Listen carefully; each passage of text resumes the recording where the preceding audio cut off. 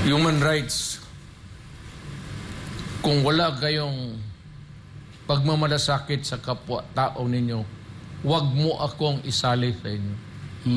If you do not have that native, innate love for your countrymen, Filipino, then you do your business. Do not drag me into this kind of shit.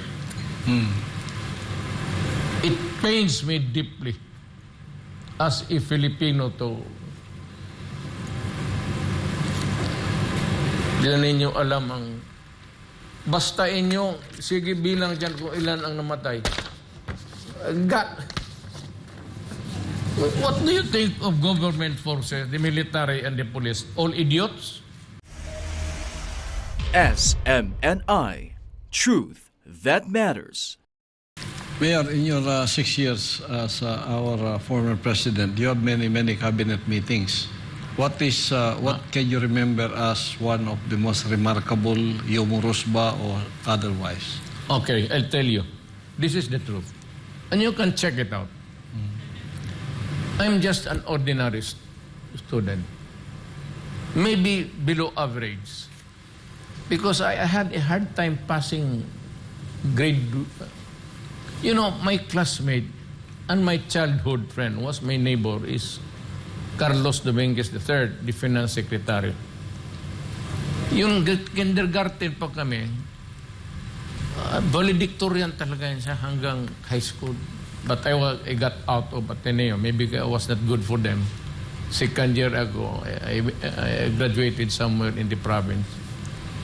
So, it's either tamad ako mag-aral o I don't know.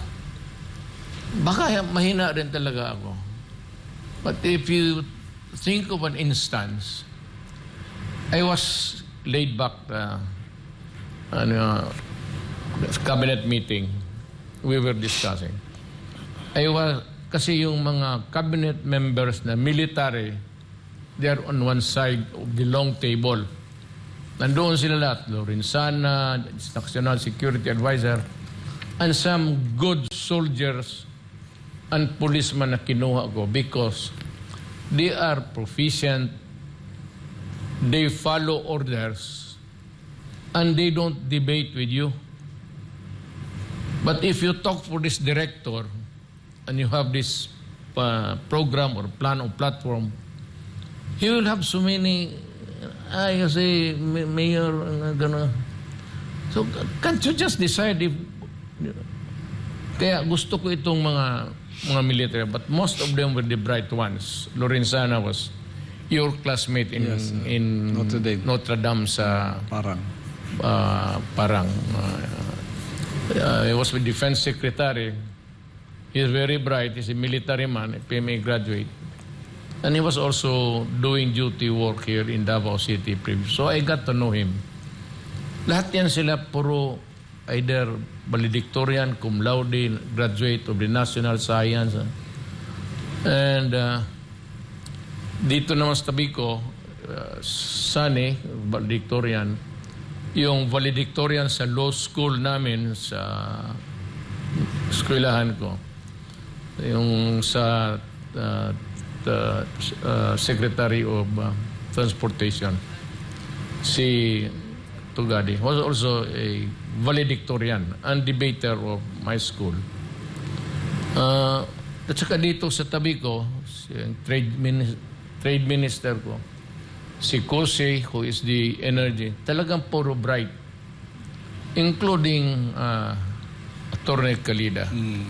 You know, I only know of two guys here in Davao. I'm a lawyer who can write magnificent pleadings. One of them was naging, for a few days, the Solicitor General. He was my Solicitor General rin. But he was reappointed by COA. But suddenly, he resigned. So I tried to find out why. Hindi ko masabi sa inyo ang rason. It has something to do with matanda na tayo. So, I don't know gaano siya ka, sabi lang may sakit. Ay ako, marami rin ako eh. So, but I I was studying them. Sabi ko, valedictorian, cum laude, cum laude. Sabi ko sa Sonny, you're the valedictorian ko, kay Lorenzana, who was the defense secretary. Sabi ko, oh, bright lahat. And then I look at myself as if there was an imaginary mirror in front of me. Tingin ko sarili ko, sabi ko, it's not really a bad case of just being an average. Because my mother, who was a sister, a teacher, who was also a retired supervisor, sabi nga nung, you would ask me, is there any chance that you can have maybe a 78? But it's always 75. Sabi ko, Mama, if I get 76, would it add to add anything? 76 is 76. It's not a high grade, and you don't need it. You need a 75. Oh, No doubt about it. pass. If you get 76, 77, walang silbi. The same. Of course, 90, 92 would be... Hindi ako nagsabi ko, I'm telling you the truth. Hanggang high school yan, puro 75 lang yan. Sometimes, I would say 78, ganun. The highest would be 80, but it would be a miracle. But as I was pondering, sinabi ko sa kanila, look guys, you're all brilliant. And I will concede to you your wise decision. But you know what? With all your intellectual competence and why are you all my servants? I'm the president. I have the final say. Ano ka say? You study that. Study that. So, Boracay. So, Simato is a military man. All it was say, Simato, you go to Boracay and clean it up. Because when I was campaigning, I had a chance to pass by, was smelling with shit. So sabi ko, so ganon. In 6 months, he cleaned Boracay. Boracay is very good. And everybody's happy. But at that time, there were so many complaints from the local officials that this will disrupt. Of course, it will disrupt the normal course of things there. But when you want to change, you have to sacrifice. And no president would ever really do that. You know why? Because of politics.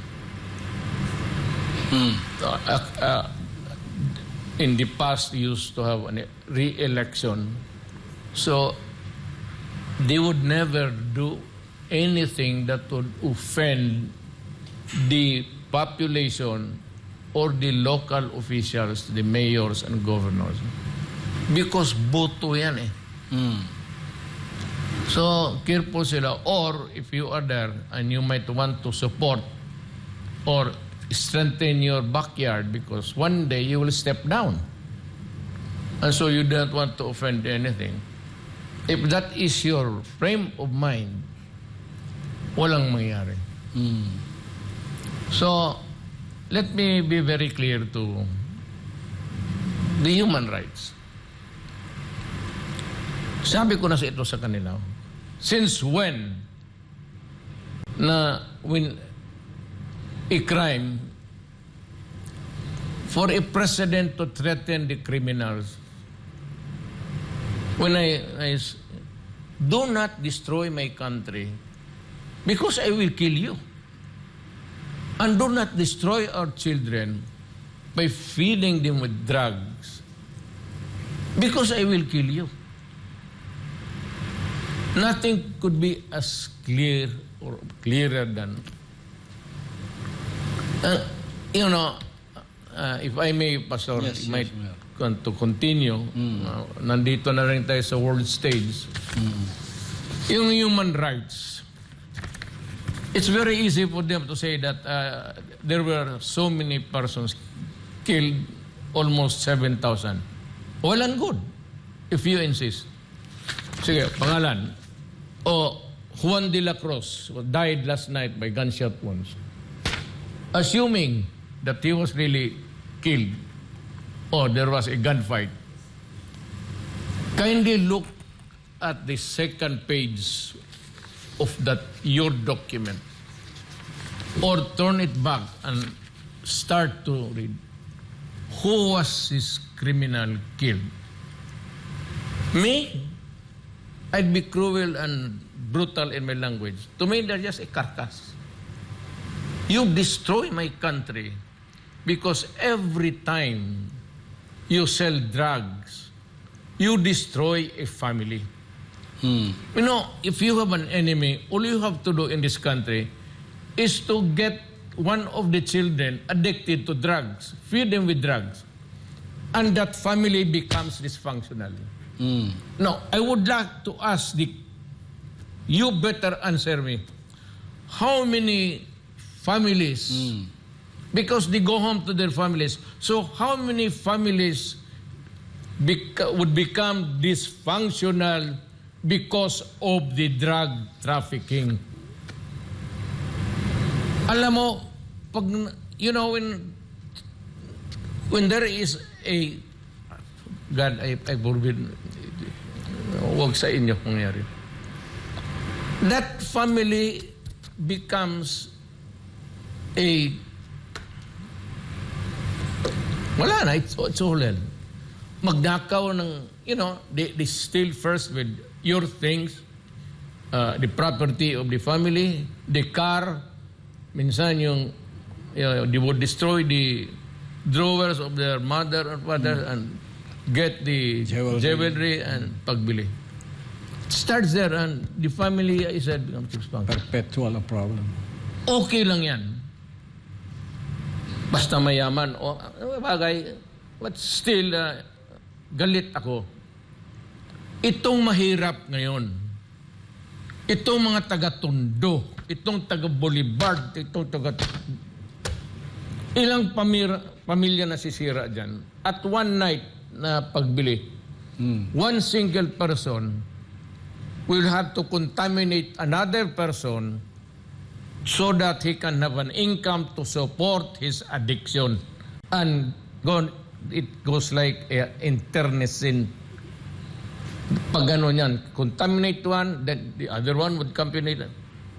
It becomes an internecine thing. So, ilan ang pamilyang nasisira? Yung iba, maghiwalay ang asawa. Problema na yan eh. Mga anak. Itong mga pobreng Pilipino, anong mangyayari sa kanila? So, invariably, because of may dalawa, tatlo na, it's easy to sell drugs to. And maybe totoo yan. They take drugs para lang sa kagutom. I must concede to that. Because it is true. But somehow, we're trying to, kaya nga may DSWD. But you destroy a family. And what pains me, makinig kayong lahat, the wife will separate from the family and apply to the recruitment agencies that are also corrupt and run by idiots. Not all, but yung nakaloko ng Pilipino, yung gusto ko yung patayin ko. They go there to be deployed in the Middle East or in Africa or in AD. So, I will not mention the region because may mga Pilipino doon. But how many times have you read of a Filipina being raped?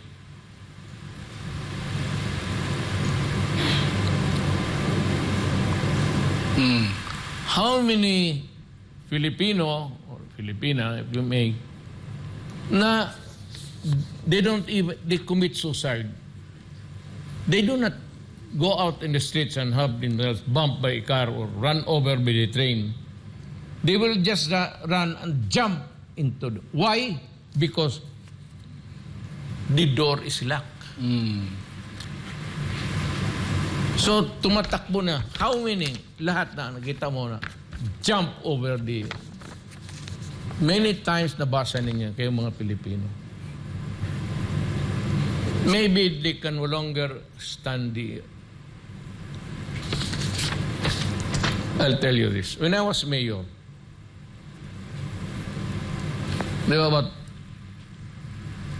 2 mothers crying at my gate.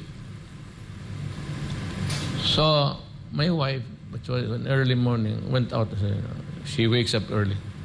What's wrong?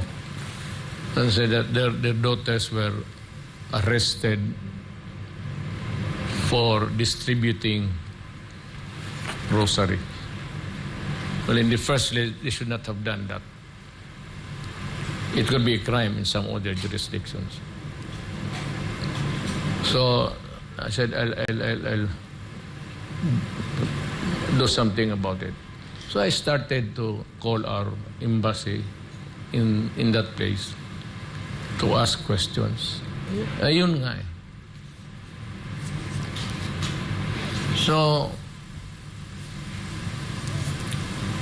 my wife, because they were there every day, wala namang, they didn't have, they bring along with them food, so my wife had to accommodate them, including the children who were running around and making a mess out of her sala. Sabi na, asawa ko, do something about this. So I decided to go there. And requested for an audience with the highest official or the person who mattered most in this kind. It was quite a bit dementia, but he still could, because when the senior aide whispered to him, I saw him then. So I was lucky. Ay, salamat. So I know that I could bring back the 3 of them. One is from Kidapawan, 2 from Turil, dito sa Davao. But the legal officer of the office that I went to told me to talk to my counterpart. So parliament yung kanila. I was a congressman then at that time. Because after 3 terms, that would be 9 years, you cannot run again. You have to break. So nag-break ako as a congressman. Pero itong nangyari. Sabi niya, I suggest that you talk to your counterpart. So I had to wake up early the following morning and went to the parliament. I introduced myself and a Committee on Public Order and Safety. Same with them, but with religious undertones ang sinabi. Alam mo sinabi niya, look, tell your countrymen that they should not be deceived about itong culture. Because there are not all, in fairness to him, not all, but some of a class of people there when you work for them, if you are bought from the slave markets of Africa, or you are a paid servant, sabi niya, especially if it's a girl, rape is part of the territory. They own you. Kaya yung iba na sabi ko, hindi na makadet, tumatalo na lang tapos and umuwi dito with all the, not even bruises, but with the hematomas and the traumas in the body. Human rights, kung wala kayong pagmamalasakit sa kapwa-tao ninyo, huwag mo akong isali sa inyo. If you do not have that native, innate love for your countrymen, Filipino, then you do your business. Do not drag me into this kind of shit. It pains me deeply as a Filipino to. Di na ninyo alam ang basta inyo, sige bilang dyan kung ilan ang namatay. God, what do you think of government forces, the military and the police? All idiots? You know, they are graduates of the Philippine National Police Academy, and the military is the Philippine Military Academy. They know what they are doing. You don't shoot a person with his hands already in surrender, or a person that's being hog-tied. Those are the work of people who abscond with the money of the criminal syndicates, as I have told you, and I am insisting na ganun nga. Hindi kami magtrabaho. Bakit pa natin talian ang kamay? Why would, if I were a policeman tasked to shoot people, why would I have to, take time in... All I have to do is to shoot him in the head and he falls down. Then that's it. If that is what you want to dramatize. Sinabi ko na sa inyo, I have lost so many policemen and military officers in the siege sa Marawi. Alam mo kung bakit yung biggest factory ng Shabu na doon. Including sa Osamis, yung si Parahinog na patay na ngayon, including the wife. They were the ones raking money there. Well, I'm not the president, so wala na akong immunity, but you can go ahead and file a case. I would be happy to face you anyway. Yan ang masakit sa akin. Yung mga anak, you know why? All these years, they endure rape or inhuman treatment, and all these guys there can think of to hurt people. What is the crime of these Filipino employees or Filipino servants there? What went wrong? Ano bang kasalanan niya? Alam mo kung anong kasalanan nila? Kung hindi pa ninyo isip ito, ang kasalanan nila because they are poor and live in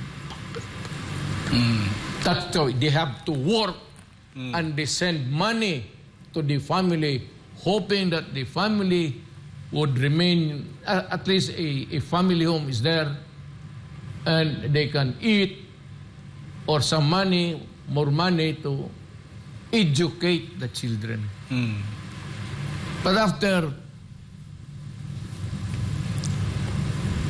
3-4 years, they come back and they say that the husband has become also an addict, and there is another woman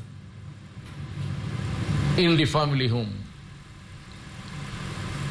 Some of their daughters become prostitutes, and yung mga anak nila, it's either a peddler or a traffic drugs. That was what really, if you have to define me, start from there. Oh, of course, the other problems of the country, insurgency. Sabi ko naman sa insurgency, at least the season. Well, I do not want to offend the military and the police, but kami ni season, the late season, nag-away kami. At the last conversation he had in public sa I just blew my top and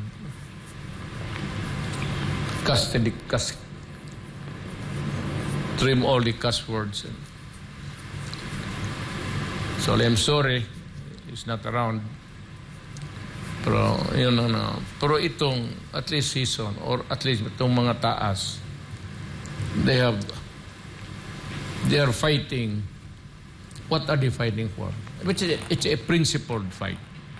They want to change government. But you know, guys, if you want to change government, you participate in the voting, not to raise arms against the government. That's it. That is really our problem.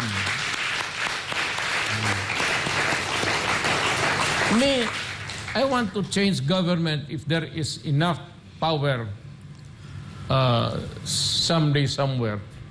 It's either amending the Constitution or just convincing other people in government, Congress, you have to look into this problem in another lens.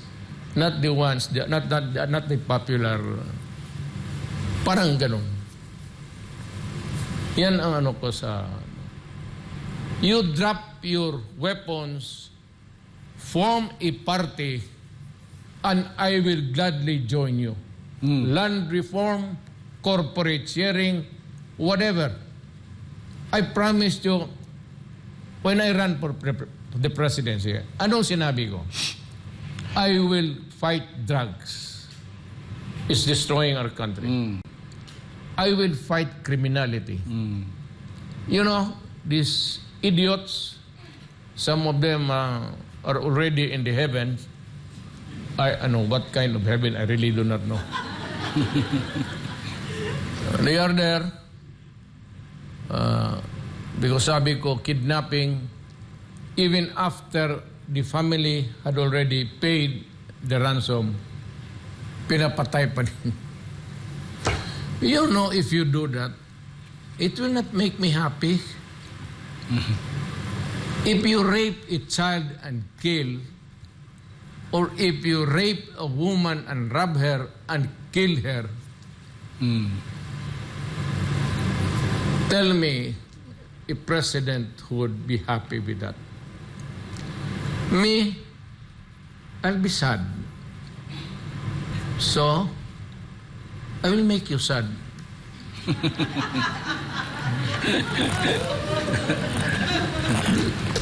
You cannot have your cake and eat it too. There's an idiom pero that goes for all. Hindi lang basta makatapos ka, nakuha mo yung ransom, patayin mo pa. So, saan magpunta?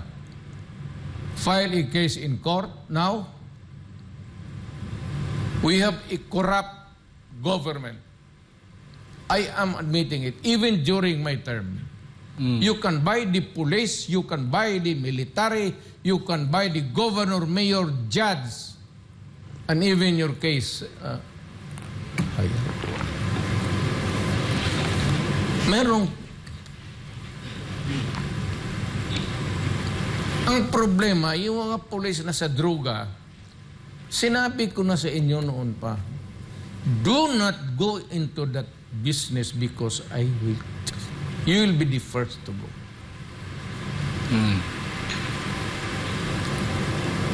Just wait when I join you in the 7th Heaven. level doon sa sometimes it called hell. Pagdating ko dyan, putang, hampasin ko kayo ulit. And you know what? Pastor, if I go to hell, I will tell, who's the boss here? Satan? Where is he? That idiot. Then I will just go there and slap him and say, you stand aside. I will now be the head.